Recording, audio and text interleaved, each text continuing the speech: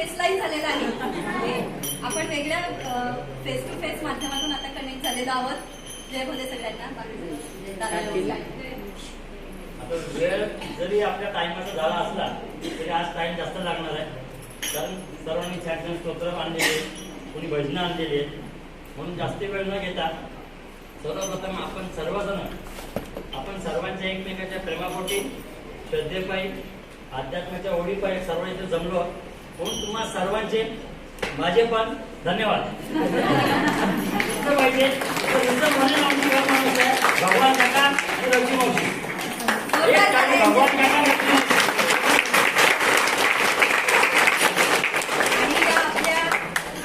क्षेत्रामध्ये म्हणजे तिकडून अशा तिन्ही बाजूने जे देवस्थान आहेत आणि मध्ये आपण आहोत असं समजूया. 4 दिशा जशा असतात तसे हे 3-4 बाजूने घेरलेले आहोत आपण. आपल्या आजूबाजूला भरपूर देव आहेत आणि हा खूप मोठा योग आहे, म्हणजे दूरदर्शनाचा योग म्हणावा लागेल याला. त्यात आता आपण नेमकं ऑनलाईन कार्यक्रमाला भेटलो आहोत असं समजूया. आणि हा जो शुभ मुहूर्त आहे त्याला आपण गणपती बाप्पाचा आशीर्वाद पहिला घेऊया आपल्या कार्यक्रमाच्या सुरुवातीला. म्हणजे आपण कितीही वाजता आलेलो आहोत पण कार्यक्रम मात्र आपला आत्ता सुरू होतोय, कारण सगळे एकत्र सामूहिक जमलेला. तर आपण वक्रतुंड महाकाय या प्रार्थनेने आपण गणपती बाप्पाचा आशीर्वाद घेऊया आणि कार्यक्रमाला सुरुवात करू. चालेल ना? सगळ्यांनी हात जोडा छान आणि सगळ्यांनी डोळे मिटा. गणपती बाप्पाची मूर्ती डोळ्यासमोर आहे. वक्रतुंड महाकाय सूर्यकोटी समप्रभ निर्विघ्नं कुरु मे देव सर्वकार्येषु सर्वदा सर्वकार्येषु सर्वदा सर्वकार्येषु सर्वदा. गणपती बाप्पा मोरया. सर्वकार्येषु सर्वदा आपण 3 वेळा म्हटलंय, कारण उद्या आपल्याला 3 दिवस चालू करायचे आहेत. म्हणून 3 वेळा आपण हे सर्व कार्य व्यवस्थित होऊ दे असा आशीर्वाद दिला. आता जसं आपण भगवान काका रघु मावशींसाठी त्यांना आशीर्वाद दिला, तर या कार्यक्रमाची सुरुवात जी झाली त्या कार्यक्रमाला चांगली गती मिळाली, त्याला जो आशीर्वाद मिळाला त्या 3 व्यक्तींसाठी पण आपण आशीर्वाद द्यायला लागेल. 4 व्यक्ती ते पण भाऊ बहिणी एकच आहे, म्हणून आपण ते एकच पकडूया. दोघं गड्डू आहेत ते. पहिलं प्रतिभा पाटील, कमा मावशी, सरिताताई.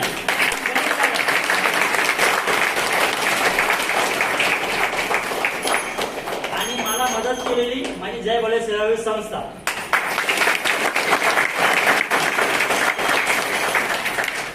आणि हा आपला साधा भोळा कार्यक्रम चालू असताना जसं सुचत गेलं, भगवंताचं मार्गदर्शन करत गेलं, तसं आपण करत गेलो.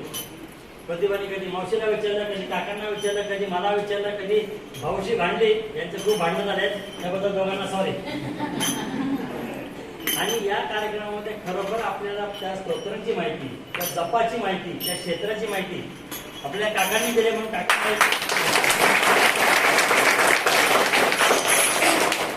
आता थोडा वेळ द्यायला लागेल गणेश सरांना आणि या बहिणीला माझ्या, कारण दोघं शिक्षक आहेत, आपण शाळेत आहोत, त्यांना त्यांचा वर्ग घेऊ देऊया. मी शांत बसतो.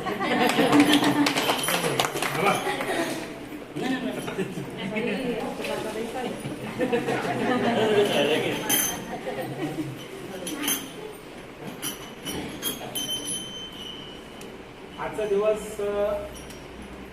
दिवस नसून आपल्याला कळतच नसेल काय नातं आहे. आपले नात्याचा काही विषयच नाहीये.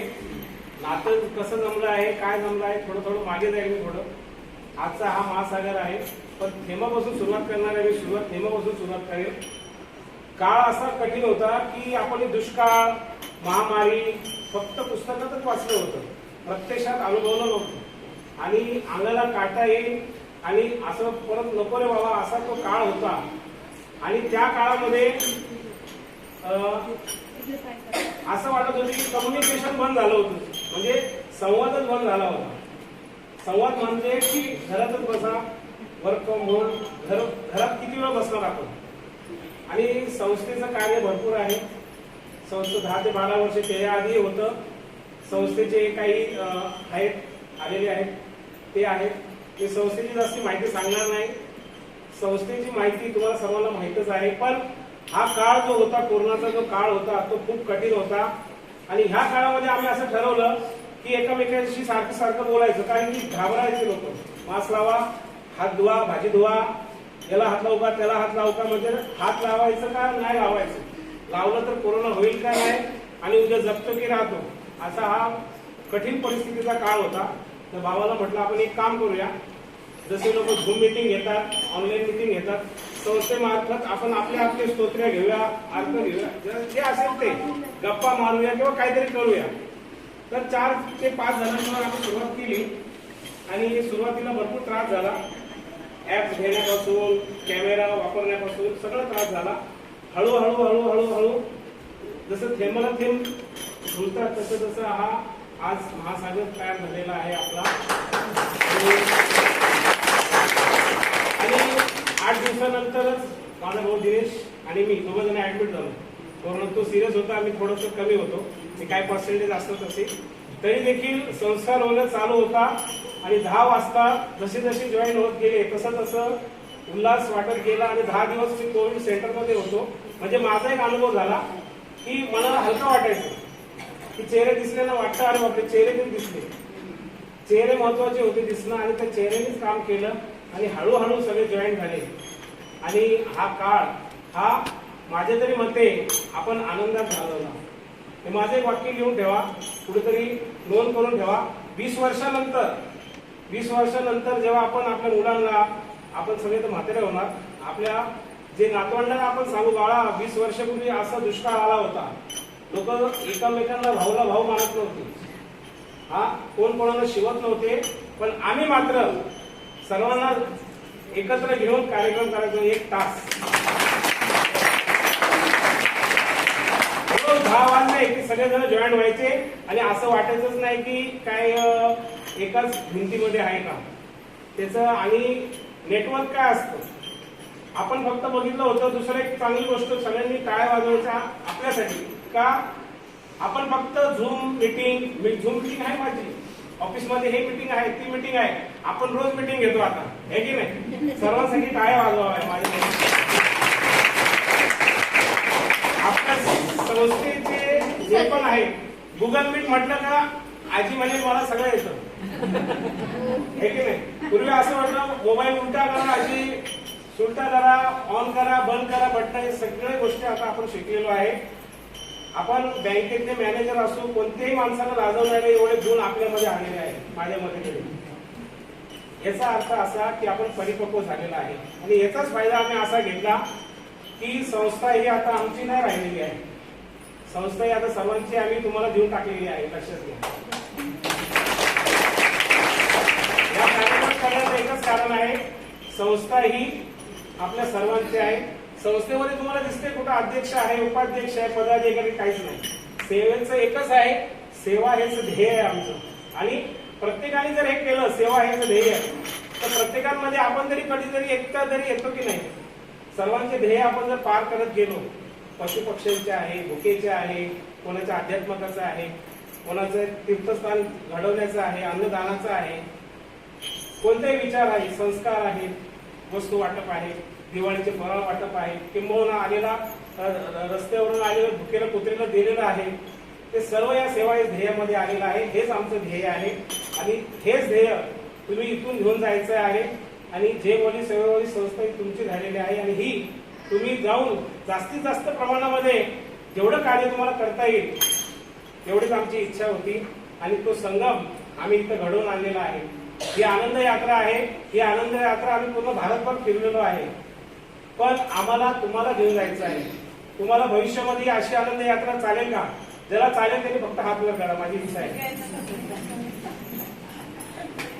कारण ह्या आनंदामध्ये, या आनंद यात्रेमध्ये तुझ्या भाव नाहीये, नाते गोटे नाहीये, रुसवा फुगवा नाहीये, इथं फक्त आनंद आहे. आनंद का? आपण सर्व प्राणी मात्राचे आहे, जे भोले एक सजीव मात्राचे आहे. सगळ्यांनी आनंद घ्यावा आणि घरी जावे. तो आनंद ही एनर्जी घेऊन मस्तपैकी कामाला लागावे, हेच आमची इच्छा आहे. भविष्यामध्ये असं आनंद यात्रेचं आयोजन नक्कीच करू. सुरुवातीला आता तुम्हाला वाटतं असेल की आयोजन वगैरे सगळी जबाबदारी आपण प्रत्येकाने घ्यायची आहे आणि अशीच आनंद यात्रा चालेल. आणि आपण उद्या जो उपक्रम होईल त्याला सर्वांनी सहकार्य करायचं आहे. काही नियोजनामध्ये बदल होईल तर थोडं घाई होईल, कधी दर्शन होणार नाही, कधी मागे पुढे होईल, पण आपलं रुटीन ते रुटीन राहील. हे काळजी घ्यावी. आता त्यानंतर मी दादांना बोलायला सांगेन, ही जी वास्तू आहे, ही वास्तू इथं आपण आलेलो आहे, पण आपल्या मुलांना, आपल्या स्वतःला याची एवढी काही माहिती नाही आहे. अशी भारतभर संस्कृती लपलेली आहे, पण आपण कधी घराबाहेरच पडत नाही. गोष्ट आता सध्या पैशाची नाहीच आहे, पैसा भरपूर आहे, पण घेऊन जाणारं कोण नाहीये, माहिती नाहीये आणि वेळ नाही मेन म्हणजे कोणालाच. तो वेळ आपल्याला काढायचा आहे या आनंद यात्रेमार्फत. तर मग दादांना एकच विनंती आहे, तुम्ही ह्या जागेचं आणि या अध्यात्माचं थोडं महत्व सांगा. जय भोले सर्वांना. या जय भोलेच्या आनंद यात्रेमध्ये आपण जे सहभागी झालो आहे, हा जो आपण आनंद लुटायचा प्रयत्न करताय, जवळजवळ 4 महिने झाले नाही का, 4 महिन्यापासून आनंद 8 ते 9 महिने. आणि अशा या आनंद यात्रेमध्ये आपण एकमेकांना मोबाईलमध्ये बघतो, आज आपण प्रत्यक्षात बघतो. आणि हा जो आनंद आहे, हा जो चेहऱ्यावरचा आनंद आहे, हेच आपण या आनंद सेवेबाबत आनंद यात्रे आहोत. भाऊंनी सांगितलं की आता या यात्रेमध्ये आम्ही नाही, तुम्ही आहात.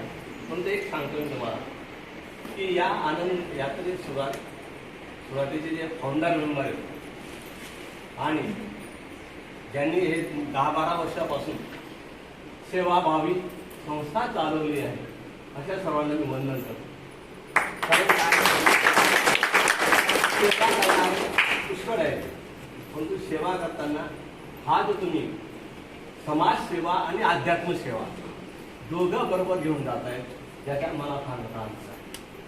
अशा हा आनंदामध्ये आपण या ठिकाणी बघा कुठे जमलो आहे, नाव काय भोले, आणि भोलेच्या चरणाशी बसतो. भोलेच्या चरणाशी की जो भोले सर्वांचा उत्कर्ष करण्यासाठी बसलेला आहे, आणि अशा या भोलेच्या चरणामध्ये आपण बसतो.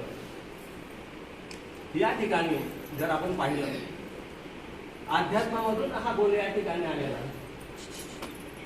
गौतम ऋषी होते, संपूर्ण याच्यात दुष्काळ पडलेला होता.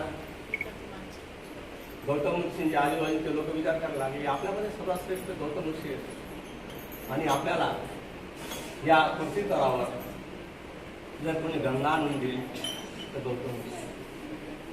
गौतम ऋषी या क्षेत्रामध्ये पूर्वी काय करायचं, लहान लहान क्षेत्र राहायचे, त्याच्यामध्ये भात लावायचे आणि आपला उदरनिर्वाह करायचे, आपल्यासारखं संभ्रमणी करायचे. त्यावेळी तुम्हाला सांगतो की पूर्वी असं युग होतं की सकाळी पेरायचं, संध्याकाळी काढायचं. भात अंकोला नावाचा भात होता, ते आमच्या गुरुमाऊलींनी सांगितलं.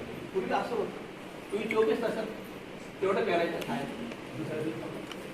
असे हे ऋषीमुनी हे तप करत असताना ज्यावेळेला दुष्काळ पडला म्हणजे काही नाही, मागच्या वेळेला गंगा मातेला आपल्याला या ठिकाणी या कृषीमध्ये आणायचं. मग त्यांनी काय केलं, बाकीच्या ऋषींनी आता काहीतरी केल्याशिवाय माणूस काही करत नाही, आणि पाप केल्याशिवाय त्याचे स्थानांतर होते. असं ते गौतम ऋषी एक दिवस बसले असताना शिष्य बसलेले होते, आणि ऋषींनी एक गाय निर्माण केली. दुर्वा येते बघ, दुर्वाची गाय निर्माण केली, आणि ती गाय त्यांच्या शेतामध्ये.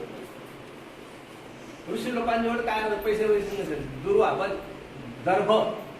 आता बघा, आज कार्तिक स्वामी होते, कार्तिक स्वामींची जयंती होती, आणि या कार्तिक स्वामींच्या जयंतीला दर्भ लागतो. आणखी दर्भचा कुठं उपयोग असतो, ज्यावेळेला तर्पण करायचं असतं, माणूस लोकांना व्हायचं, ते अंगठी बनवतात बघा, डाव्या बिव्याला तिथं, त्याची ती सुद्धा दर्भाची काळी. दर्भाची काळी आता ते ऋषी बसले समोर, विद्यार्थी बसले, कसं उठून जायचं. दर्भाची काळी घेतली बरोबर मारून घेतली. त्या दर्भाच्या काळी मध्ये इतकी पॉवर होती की गाय जागेवरच दत्तप्रहार झाला. सर्व ऋषी उठले. हे तुमचं फार मोठं गाय मारण्याचं मोठं पातक आहे, याच्यातून तुम्हाला जर बाहेर पडायचं असेल तर गंगा या ठिकाणी, कारण गंगामध्ये सर्व शालन होतं पापाने. आणि मग अशा त्यावेळेला गौतम ऋषी तपाला बसले. तपाला बसल्यानंतर आव्हान कोणाला केलं, गंगा मातेसाठी भोले शंकरांनी.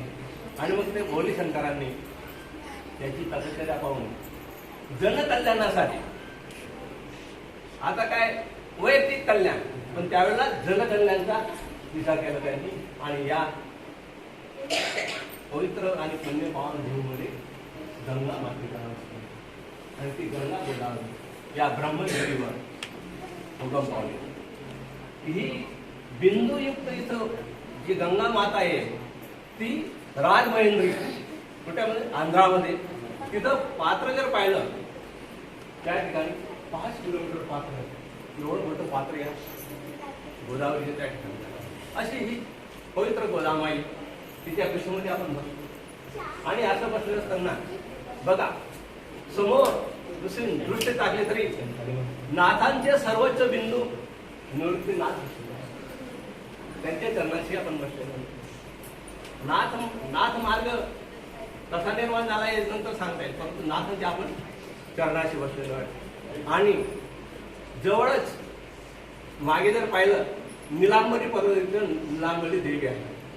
इकडे ब्रह्मगिरी आहे, मागे निलांबरी पर्वत आहे, निलांबरी देवी आहे. कुशावर्त बघा, जर तुम्ही ती गोदावरी पाहिली काही ठिकाणी दृश्य आहे, नंतर ती अदृश्य होते. आणि तिचं मग कुठे येते आपल्याला कुशावर्त.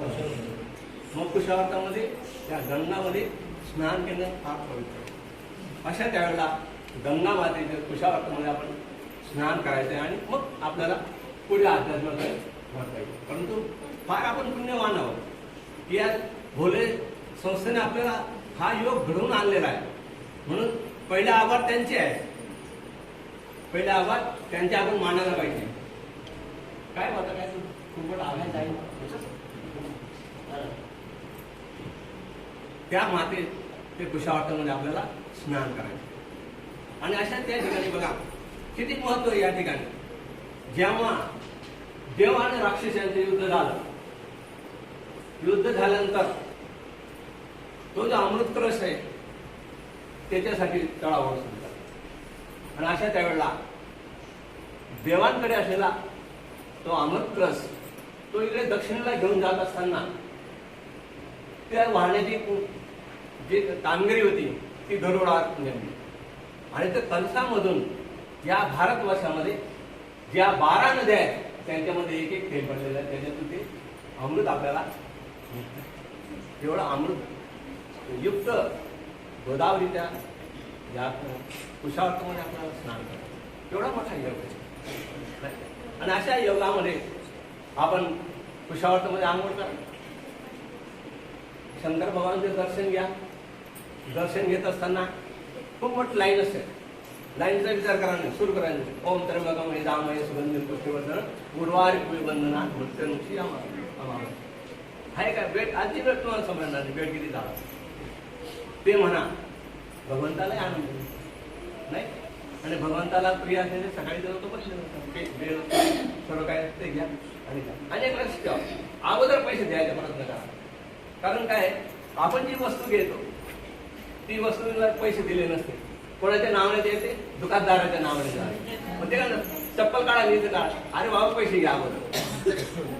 कारण जोपर्यंत आपण पैसे देते तोपर्यंत ती वस्तू आपली होत नाही. नंतर भगवंताचे दर्शन घ्या. आणि योग असा की जवळच स्वामी समर्थ येऊन बसले. फार मोठा प्रकल्प आहे. 1981 पासून त्या मार्गात थोडीफार सेवा रुजू करायचा मी प्रयत्न करतो. आणि असे ते मोरेदारांपासून त्याच्या अगोदर त्या कालखंड होता पिठे महाराज, नंतर मोरे आज गुरु माऊली आहे आणि त्यांची पुढची पिढी सुद्धा तयार झाली. असं हे जबरदस्त मोठा प्रकल्प आहे. त्या प्रकल्पावर जर आपण गेलं तर आपल्याला वाटेल की आपण स्वर्गात येऊन बसलोय. असं ते प्रकल्पाचं स्वामी समर्थाचं सानिध्याचा आनंद लुटा तुम्ही. शक्यतो 10:30ची आरती ॲडजस्ट झाली तर बघा तुम्ही तो आनंद तुम्ही बघा काय पर्वणी आहे. आणि असं तो आनंद लुटल्यानंतर वेळ मिळाला ज्यांच्यामध्ये ताकद आहे त्यांनी ब्रह्मगिरीला जा, ज्यांच्यामध्ये थोडी ताकद आहे त्यांनी निलांबरीपर्यंत जा, तिथं निलांबरी देवी आहे. अशा पद्धतीने दिवसभर आनंद लुटला. पण अध्यात्म करत असताना मी तुम्हाला सांगतो अध्यात्माच्या 3 पायऱ्या आहेत. पहिली पायरी आहे पितरांची.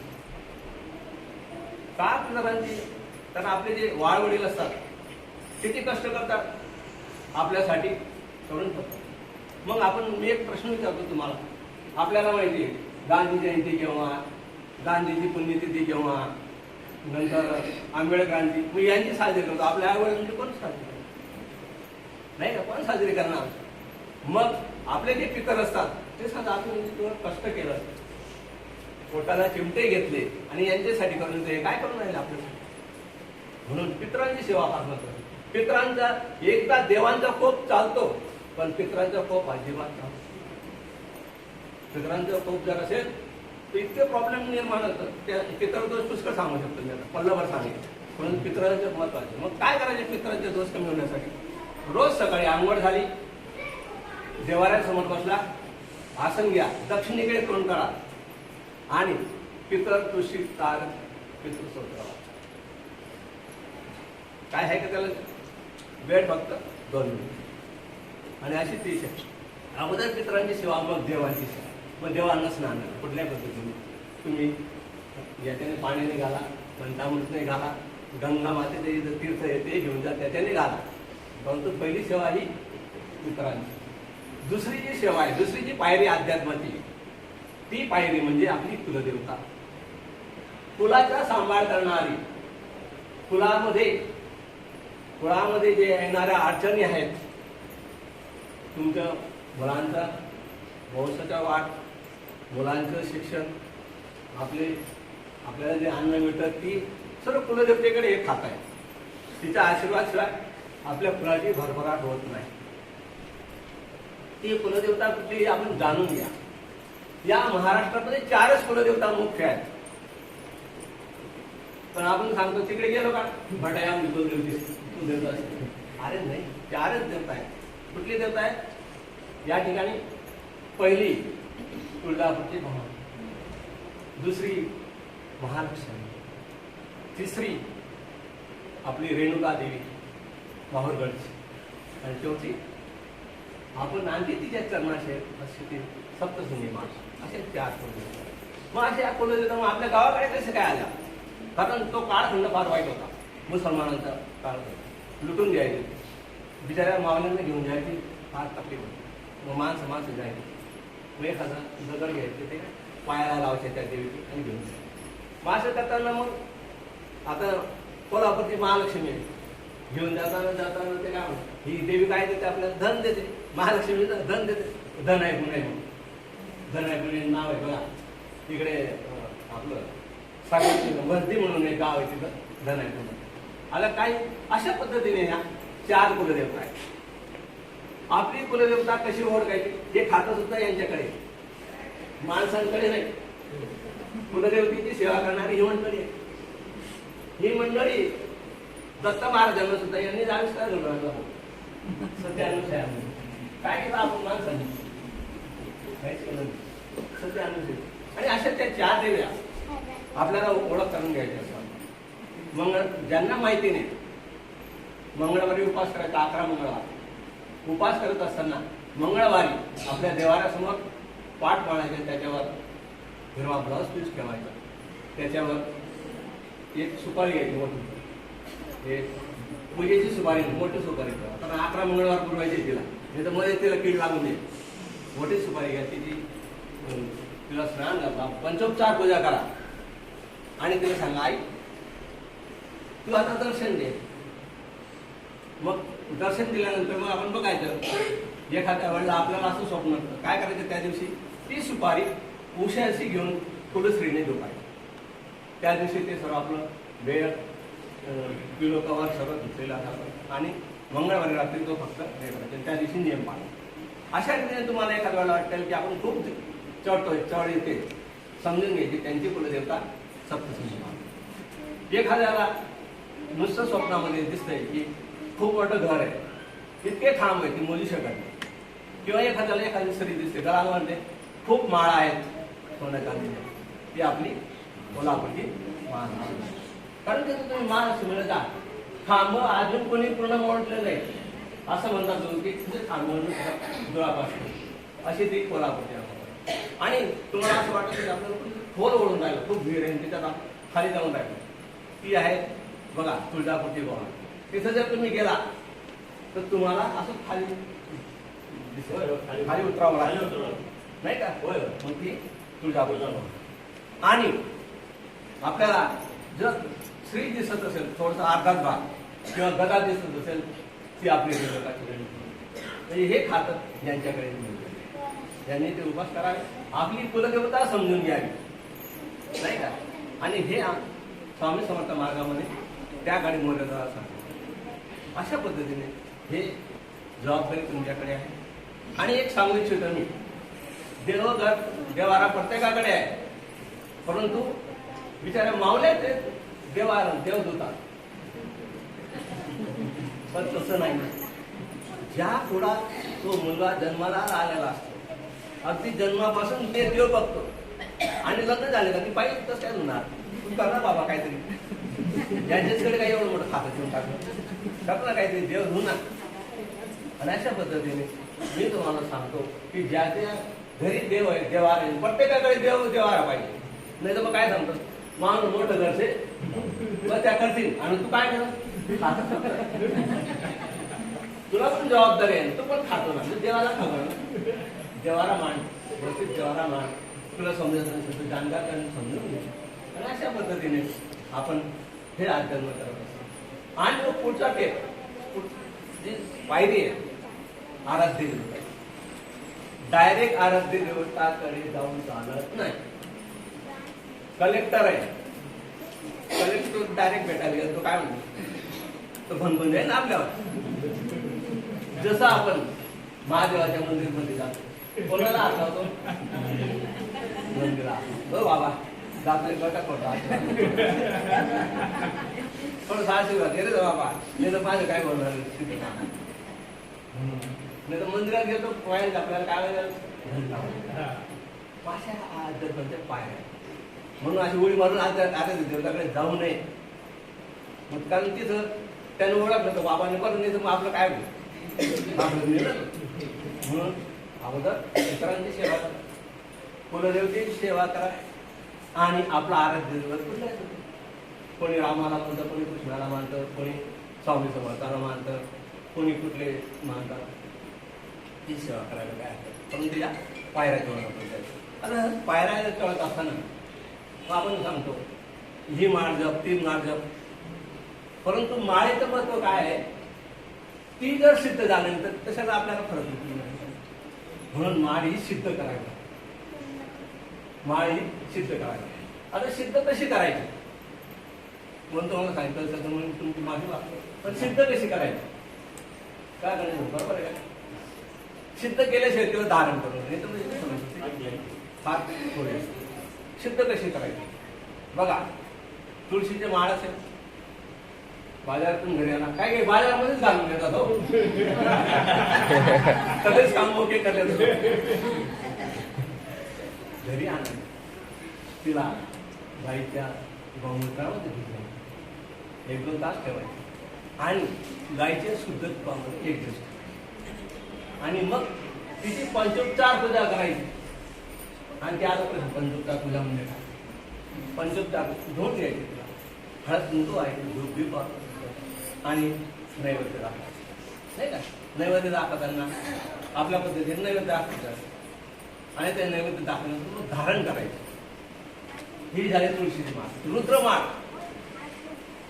रुद्रमाळ धारण करताना घरी घेऊन जायची आणि ती सोमवारी धारण करायची.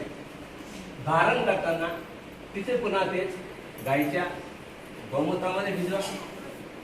ती थोडं जास्त वेळ लागली पण ही जी माळ आहे तुळशी ती 1च तास भिजवायची. रुद्रमाळ रात्रभर ठेवलं तरी तिथे काही भिजत नाही. आणि ते ठेवल्यानंतर तिला दुसऱ्या दिवस आपण 2 दिवस गाईच्या तुपामध्ये ठेवा. एकदम प्युअर म्हणजे काढ.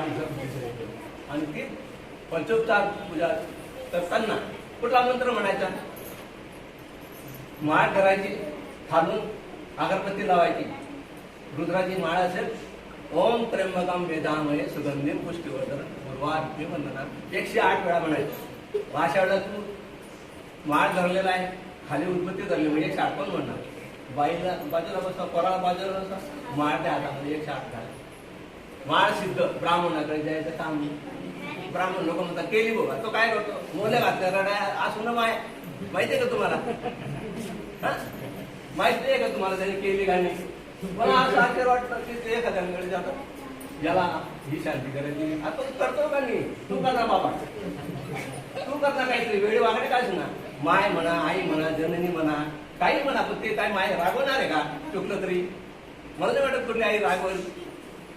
म्हणून अशा पद्धतीने रुद्राची हे करायची. आता तुम्हाला कमळगठ्ठ्याची माळ देण्यात येणार लक्ष्मीसाठी, लक्ष्मी प्राप्तीसाठी. त्या 9वीला लक्ष्मी आहे ते तुम्हाला माहिती आहे काय सांगा, पण ती माळ कशी सिद्ध करायची ते सांगा. फक्त ती माळ घ्या, आदल्या दिवशी सोमवारी 1 तास गायच्या गोमूत्रामध्ये ठेवा. नंतर 3 दिवस शुद्ध तुपामध्ये, गायच्या तुपामध्ये ठेवा. तुम्ही जर पाहिलं दुसऱ्या दिवशी माळ एकदम चकचकीत होऊन जाते. आणि ती झाल्यानंतर तिला आणखी 2 दिवस कापूरमध्ये ठेवा, म्हणजे कुठल्या प्रकारचे कीड लागत कापूरमध्ये ठेवा. अशा पद्धतीने कमळगठ्ठ्याचे माटी हे करायचे. आणि तिचं सिद्ध करताना कुठला मंत्र म्हणायचा? 16 मंत्र म्हणायचा. 16 मंत्र तिकडे विचारून घ्या, मला काय येत नाही, पण येतं तर ह्रीम काय ह्रीम सकाळी सकाळी हे 108 मंत्र झुकून घ्या. आणि श्रीयंत्र असो, ते तुमचं मोठं यंत्र असो, छोटं यंत्र असो, किंवा काही काही यंत्र आहे याच्यावर तांब्याच्या याच्यावर कोमटले तिच्यावर ठेवा काही प्रश्न. आणि ती मंगळवारी आणि शुक्रवारी त्या देवीवर तो तुम्हाला त्या याच्या साहाय्याने, कमळगठ्ठ्याच्या माळाच्या साहाय्याने तुम्हाला तो मंत्र 108 वेळा 16 मंत्र म्हणायचा.